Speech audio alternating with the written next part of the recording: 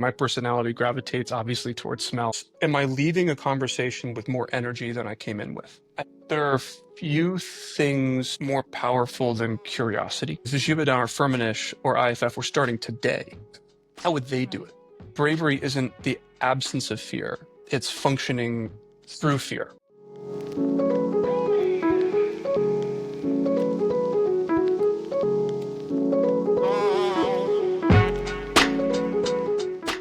Hi, and welcome to the How I Became a Perfumer podcast. My name is Tanya Mironova. I'm a career coach, storyteller, and your host. My guest for the today's episode is Alex Wiltschko, CEO of Osmo, the first company to digitalize scent, and Generation by Osmo, the pioneering fragrance house.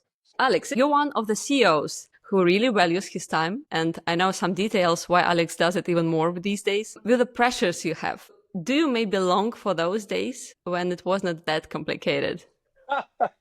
That's a great first question. Setting the tone is like, do you wish you had a simpler, quieter life? Um, the I think for me, there's a really straightforward answer, which is I deeply love what I do. And every corner of my life is full these days. And I feel very, very fortunate that although sometimes it's difficult and sometimes, it's, growing and getting better at things can be painful sometimes. Everything that I'm doing, I truly love, and I'm doing it with people that I truly love. And so I feel very grateful for that. That's wonderful. So no longing. Yeah, I think it's natural as an adult to want to go back to a time when you're a child when you just didn't know that life was complicated. But then as an adult, there's all these subtleties and nuance and beauty that you can appreciate from just time and experience in the world that you didn't have access to as a kid. So it cuts both ways. I think it cuts both ways. When I was listening to your interviews, I realized that there is one thing which is really in common between you and the professional perfumers. And this is that the professional perfumers quite often are born in the families of perfumers.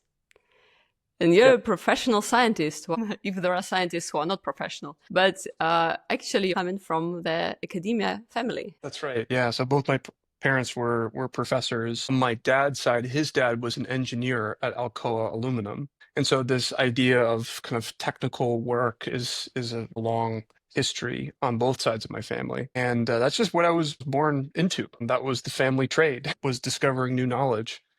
I really do believe that if I were born in class, I would probably be a perfumer. Just because me naturally, my personality gravitates obviously towards smell. It's been my life's work. But instead, I was born in Texas to academics, and so I started off in academics, but then didn't stay. Hmm. I feel that your relations with your parents were really close. Yeah, childhood was good. A lot of books in the household. Learning, there was nothing more important in my household than learning. Hmm. I had a very, very small allowance that I could, use to whatever, buy a candy bar or something like that. But there was no limit if the thing I wanted to get was a book. So that there's from even a very young age, this idea that you not only could go seek and learn things, but you actually were expected and encouraged to go learn things was I don't even want to say drilled into me. It was the environment that I was raised in. And so that I kind of take that for granted. And I really still to this day value that. But how these Tourins or Tourans, because you know the French, they pronounce it like Touran. How did Mhm. this book come to your hands? Like, where did you get it? Well, so he wrote a few books. He wrote Parfum le Guide, and then he also wrote kind of an account. Well, he was in an account by Chandler Burr about his journey as an individual, and then he gave a TED talk, and he's written a lot online and made videos. So he's put out a lot of material and media. Um, and I think the book you might be referring to is Perfume's the Guide. Yeah. Is now a co-author with Tanya Sanchez. I think the original edition, it was just him, but I could be wrong. And they're a fantastic duo. I've had the fortune to meet them both, although briefly when I was living in Cambridge, Massachusetts. Um, I don't remember how I got it. I really don't. It's just like one of these things where like it just to me it's just there, which is like I can close my eyes and see the pages of all those little paragraphs with the star ratings on them. I can remember certain pages where I first saw like Azara pour I was like, that's a 5-star rating for a perfume I can afford. That's super interesting. I remember his very low ratings for perfumes that I found I personally loved without learning, his view on it. So like I really love Jean-Claude Ellena's work. I love the minimalism. Luca Turin does not enjoy Ellena's minimalism as much as I do. So I remember the book very viscerally because it was just so, it's like a bunch of poems almost. Each review is almost a poem. I think it's a really wonderful work of art, frankly. Yeah, which changed your life, It or at did. least It certainly added did. a new dimension. Yeah. It did. And look, that's why I love books, is because whenever you open this book, you basically are getting a download from the distilled experience of a person who spent a significant chunk of their life on something. And they've compressed it into this thing which you can buy for like $10 or $20 and you can read in a few hours or a few days. And you get to download almost a piece of a life. And by the way, you can just keep doing this. It's crazy. Like books are, when you think about it, it's insane. Like just how incredibly powerful the experience of reading a good book is. I have the same feeling about good interviews, to be honest. Mm, You just could get a person's life in just 1 hour or even one page sometimes. It's completely. incredible. And I think it's only accelerating. There's like, I mean, I talk about books a lot because I like to read, but you're totally right. The medium of podcasting is bringing all these experiences and all these people, all these moments together that you can just kind of slurp up and digest and enjoy and grow from. It's incredible. Totally. I know that growth mindset is really unique part of every scientist or every good scientist, and I certainly realize that it's part of your life. How do you nurture it in yourself? Boy, I think there are few things more powerful than curiosity. Just wanting to know, just like, what is that? Why does that work? Where'd that come from? Why do people do it that way? Why do people say it this way? Just that question, why, which like very young children naturally gravitate towards. It's this, if you can keep that childhood desire to ask why, all the way down to the bottom, if you can hold on to that childhood curiosity, it leads you to the most amazing places. Hmm. Um, and I think fusing the childhood desire to know why and this curiosity, fusing that with, some more adult or mature, means by which you can investigate why, and then relate with people that you can go be curious with. I think if you can merge the kind of childhood desire with adult capability, it's real. It's just, for me, it's a beautiful way to live a life. I love that way of experiencing the world. And it just comes from curiosity, I think. But what happens if there is no curiosity or you invent it? So something really boring comes to your life and you're Ah. like, well, where is my curiosity right now?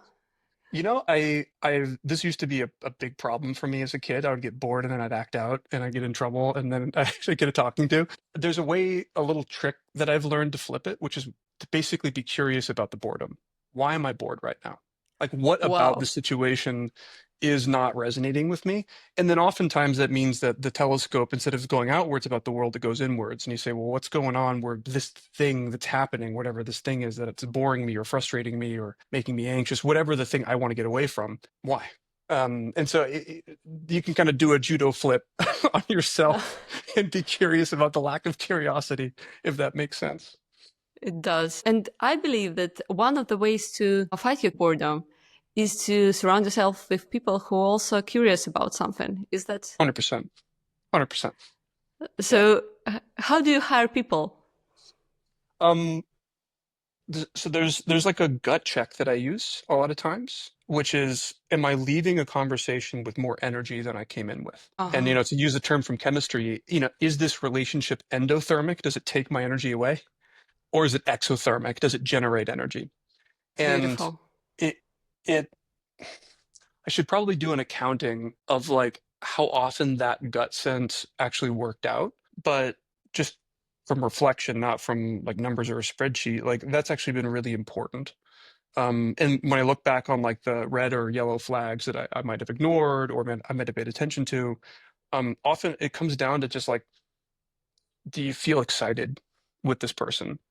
And then, that's like a necessary but not sufficient condition. You have to be excited and then That person has to have the skills to succeed. They have to have Mhm. values that comport with the culture of your company. And for me, I mean, you're not going to be surprised. It's curiosity is number one. You have to love to learn. Tenacity is number two. You have to love to win and often do that under kind of sometimes stressful circumstances. And then you have to be kind, number three. And that to me means you have to be honest, you have to be honorable, and you have to be able to collaborate with people.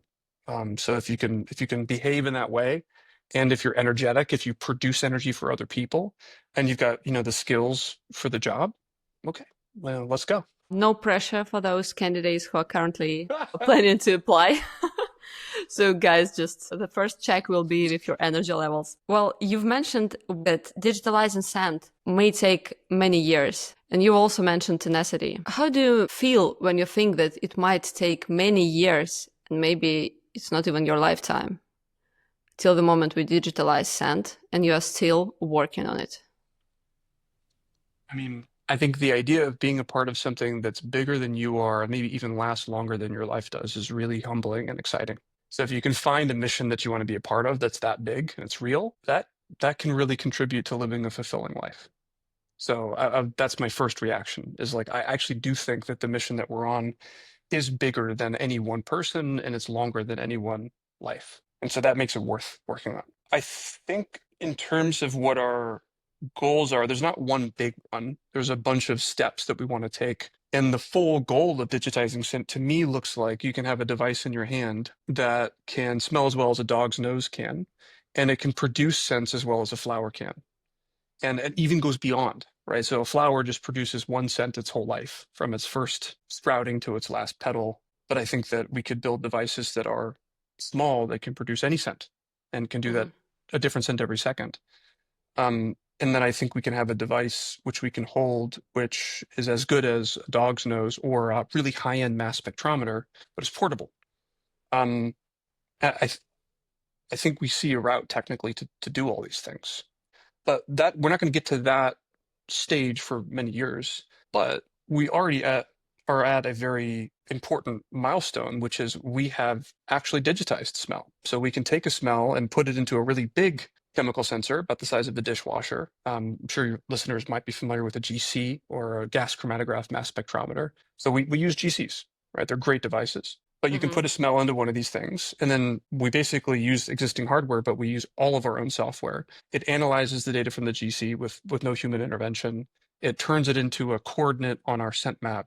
It decodes that coordinate into instructions for a scent printer, like a formulation robot, and then it prints the smell out again. And all this happens very quickly and with no human intervention. So that, to me, is digitizing scent, and we've done that. We did that for the first time maybe a half a year ago, maybe a bit more, and then now we just do this all the time all the time. Mm-hmm. We're just generating data. So in a sense, we've already hit that first milestone. And then the goal is, okay, can we bring this capability to the people that could benefit from it? And that's what we're doing with Generation, which is our fragrance house that we launched about a month ago.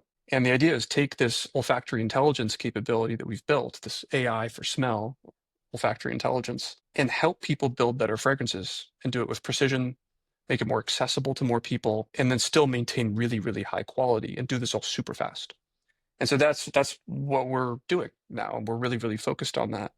Of course, we're still trying to miniaturize all these devices and continue their research and development that will allow us to get to that ultimate vision. And Osmo will always be doing that. Osmo will always be advancing the science and the R&D. And I think what's really beautiful is now that science is mature enough to build a business. And that's why we spawn Generation, which is all about designing and manufacturing fragrances for folks. It's a really exciting moment, an exciting milestone for us. Yes, totally. And congratulations on that. Thank you. And also your wonderful advertising boards in the New York City. Oh, did you see any? Certainly. And yeah, I really like that. That they look futuristic, you know? Yeah, that's the idea is, fuse the natural with the modern, which is, I think, what we actually offer. So I'm glad that you actually experienced it. We're just at the first stages of getting the words out. And I think in a year or less, Generation will be a really widely known name in the fragrance industry. And folks will, Yeah. will know and trust it to build fragrances for their brands. I'm certainly interested, and I really hope it's going to be also possible to use it from all the parts of the world. Is that the goal? That's the goal. That's the goal. Yeah. So look, anybody from anywhere in the world can go to generationbyosmo.com and submit a brief.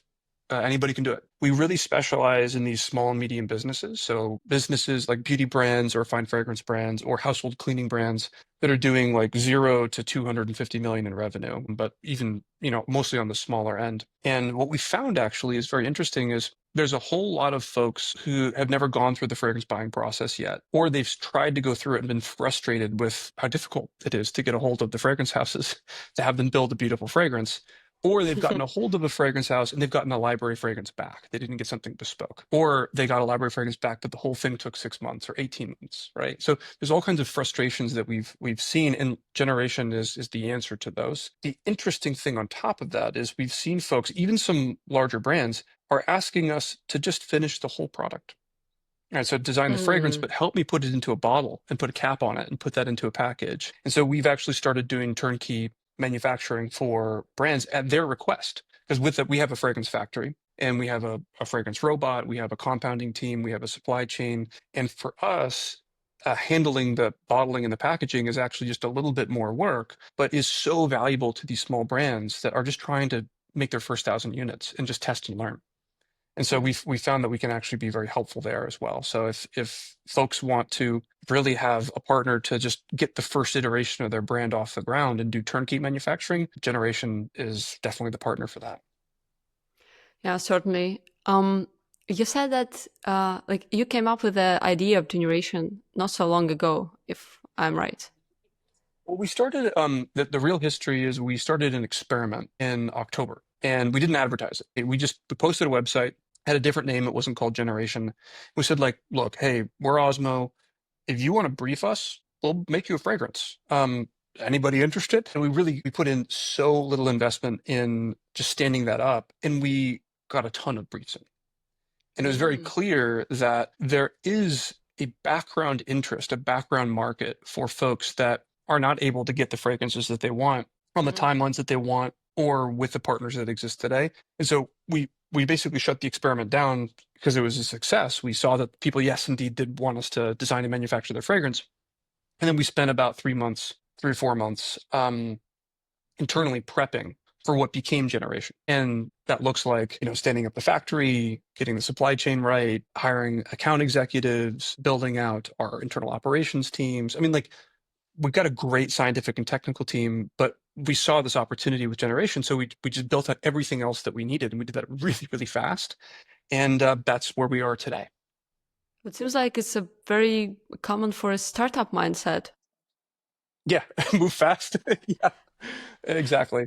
Yeah, so we're bringing that startup kind of tech mindset to the fragrance industry. And like, look, what that requires is a very, very healthy and deep respect for the heritage of the industry. Because look, it's been in this current form has existed for about 300 years. There's a lot that really is really important about the fragrance industry. And there's a lot of tradition that deserves respect. And then there's a lot of stuff that just hasn't really been re-examined. And so as a new Hmm. entrant, as kind of someone with that startup mentality, well, we kind of run the thought exercise. If Givaudan or Firmenich or IFF were starting today, you know, in Oh, 2025, how would they do right. it? Right? If they were just listening to customers and just trying to make people happy and help people launch brands and help people kind of grow their vision, what would they do differently? Right? They certainly Yeah. wouldn't do exactly what they're doing today. They do something different. And so that's how we think about this is look, we just talk to a lot of customers. We listen very carefully to what they need, to what their problems are, and then we build solutions with them.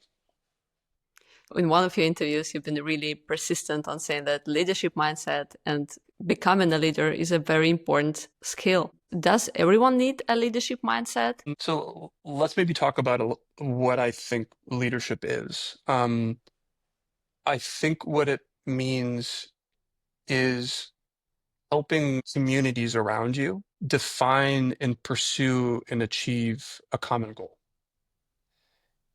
And I don't, the idea that only somebody with a particular title can do that, I think that's wrong. I think that you can be a leader on your, apartment block. I think you can be a leader in your religious community. I think you can be a leader online in an online forum. You can be a leader in a podcasting community. And all that means is like setting a North Star and saying like, hey, I think this is a thing we should really go do. And then making sure that you're bringing people together, helping them work together, helping them communicate, and then actually setting out and going and doing that thing. It can happen anywhere, and it should happen in more places, frankly. And I think that it's possible really at any place in an organization and to demonstrate that kind of leadership mindset. And we've seen it in Osmo and in Generation, where there's folks that start off, you know, in a role where they're a technician, where they're working in the laboratory and they've got tasks every day. And they demonstrated incredible leadership. They are thinking outside of just what's required of them day to day. And then ultimately they end up leading whole teams and being a part of like how we define the direction of where we're going. And that's just because they showed up every day and they thought a little bit bigger than what was right in front of them. Anybody can do that. Anybody can do that. Well, you said a very good thing about your work at Google, that you really fought your imposter syndrome there. You're going into deep cuts. You must have listened to a lot of interviews. That was very real. And I think if you talk with folks at really any stage of them pursuing their dreams or of their career or whatever axis you want to, lay out from least to most experience, I think there's always going to be flashes where you're like, can I do this? Am I the right person for this? And I forget who told me this, but like a really great quote on bravery is that bravery isn't the absence of fear. It's functioning, through fear. And I think it's very natural when you're doing hard things to have doubts and to wonder whether or not any of this stuff is possible or whether you can keep going or continue to figure things out. And I don't think that you can or even should expect those feelings to go away. But I think what you can expect and you should demand from yourself is the ability to handle those moments, those emotions better, by, whatever mental tricks you can come up with to just keep functioning and keep going. And then to your point specifically, like my imposter syndrome at Google, um, I arrived there and I wasn't really sure if they'd made a mistake. And by the way, that was a common thing. There's this guy that I interacted with, kind of early on in my time at Google. His name was Ilya Sutskever. He ended up becoming the chief scientist at OpenAI, and then has since gone on to found his own new company. But when he arrived at Google, that was the first thing he thought, which is like, I think they made a horrible mistake. I'm putting words into his mouth, but I do know that he felt really compelled to prove his worth, because Google was taking a bet on him and they were paying him. And so he wanted to really work on things that mattered to Google and move the needle for Google. And he did. He succeeded in that. And then he moved on and worked on more ambitious things. But I definitely felt that at Google. I was like, I don't have a PhD in computer science. I think I'm a decent programmer, but oh my gosh, the people I'm seeing are just incredible. Like world-class coders arrive at Google and they stay there. And so I learned very quickly, is like, yeah, I was definitely like maybe one of the best programmers growing up in my small town in Texas because I had been doing it since I was like 8, but I'm not anywhere near the top at Google Brain, right? In terms of like ability to code. And so I wanted to prove myself. And I feel like I did. I wrote some papers, I helped to launch some products. And, did I make a permanent contribution to Google's bottom line? No. But was I a good foot soldier for a little bit and kind of help drive the agenda? I absolutely did. Um, and then I ended up refinding my true passion, which was olfaction. And that's when I really felt like I hit my stride. It's like, look, okay, I feel like I do belong here. I can hang with these folks. I'm not the best of them, but I have my own skills, my own abilities, my own perspective, and so I'll find my own way. And I feel like I did do that. Mm-hmm. What does quality mean to you? Mm. In what? That's a deep question. In what context? Well, in a broad sense or in your work, whichever you prefer. I find it really difficult to define. I mean, the word that I think of when I think of quality is also excellence. Like, what does it mean to be excellent at something? And what does it mean to be an excellent poet or an excellent perfumer, Mm-hmm. or an excellent author or an excellent scientist? And there's things that you can measure. which is, for author, it's number of books sold. For scientists, it's number of citations. For a perfumer, it's critical acclaim or number of units sold of fragrances that you designed. But then there's something behind that, which folks who practice in your art or your craft or your métier can also recognize. It's sometimes independent of recognition. Mhm. And, it has to do, I think, with insight and also with um, like excellence with one's tools, right? So, you know, a I think a perfumer, for instance, can be praised for crafting a really beautiful fragrance where he or she uses their ingredients well. There's no waste in the formula. It's interesting combinations. Um, and they're using their tools well, meaning judiciously, there's no waste, but they're achieving the desired effect. So there's kind of an efficiency, right? Like an economy of movement. Like if you watch Uh-huh. somebody who's trained in martial arts, they just don't waste any movement. If you watch Roger Federer play tennis, he doesn't waste any movement, right? If you watch these F1, I always watched the F1 race yesterday. Those cars don't make any false movements. They die if they did. But that kind of economy of movement and efficiency, there's no waste, I think is kind of an indication of a mastery of their craft. And then there's insight, which is, are you combining things that have never been thought to be combined before? And in perfumery, that could be as simple as using an ingredient in a non-traditional way. It could be a specific combination. It could be taking an idea from one domain of perfumery and bringing it into another, which could have challenging technical applications like taking an idea from a fine fragrance and bringing it to shampoo, but in a way which really elevates that application. Like that can be very technically challenging, but also could involve insight.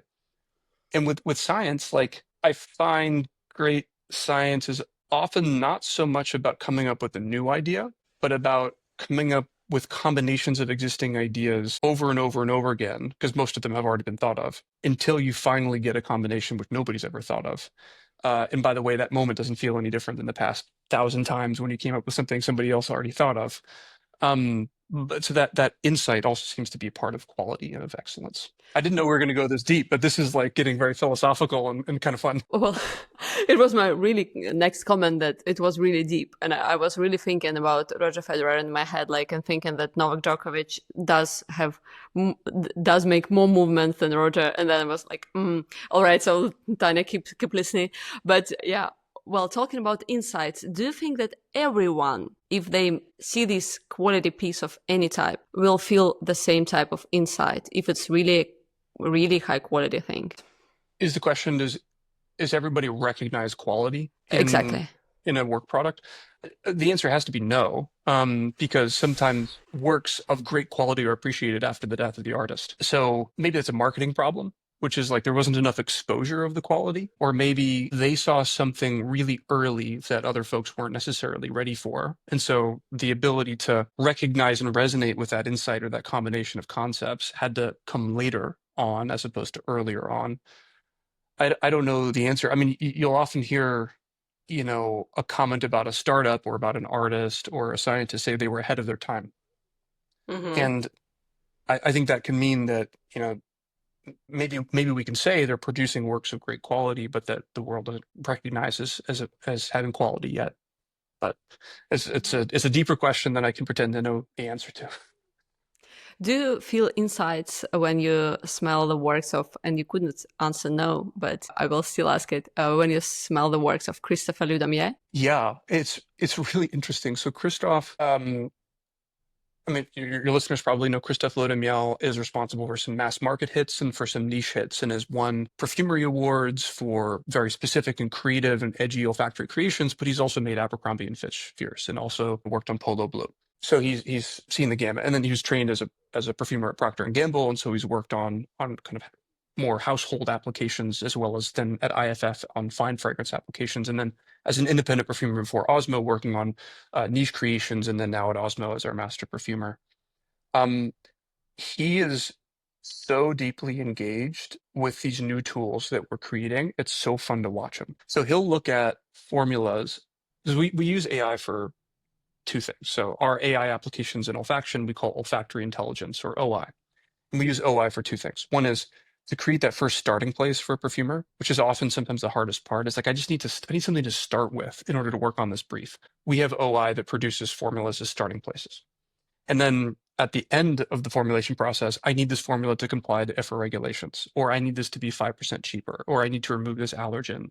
We have OI do almost all that now, right? And then that way the perfumer can focus on creation. So Christoph engages so deeply with these drafts, these OI drafts of formulas. He'll take these completely non-traditional skeletons of fragrances, and there's no ego, there's no knee-jerk reaction that he's not familiar with that, so I don't want to work with that. Like there's just excitement for like a new idea. So he gets new ideas from OI on a regular basis. And then he takes them and he takes these formulas to very interesting, creative, and ultimately like market product places. But he's like an enthusiastic like collaborator with olfactory intelligence. It's super fun to watch. And he's certainly a person of great passion to the Yes. industry. You've said in one of the interviews that if somehow you will have to get back to the academia world, you will have no regrets. Do Yeah. you still feel the same way? Who knows what life holds? I plan to run Osmo until I die.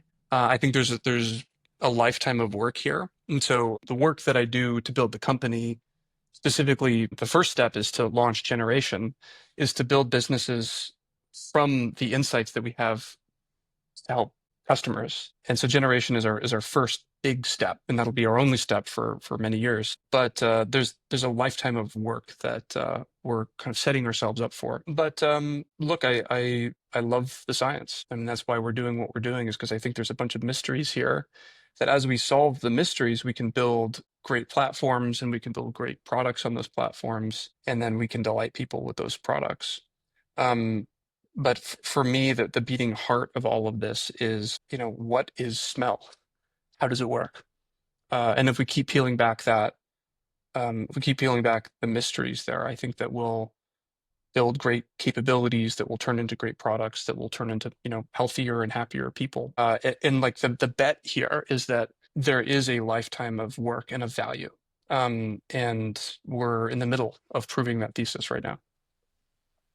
Do you feel that you will be hiring more in the next years? Oh yeah, we're already hiring a lot. So we've grown.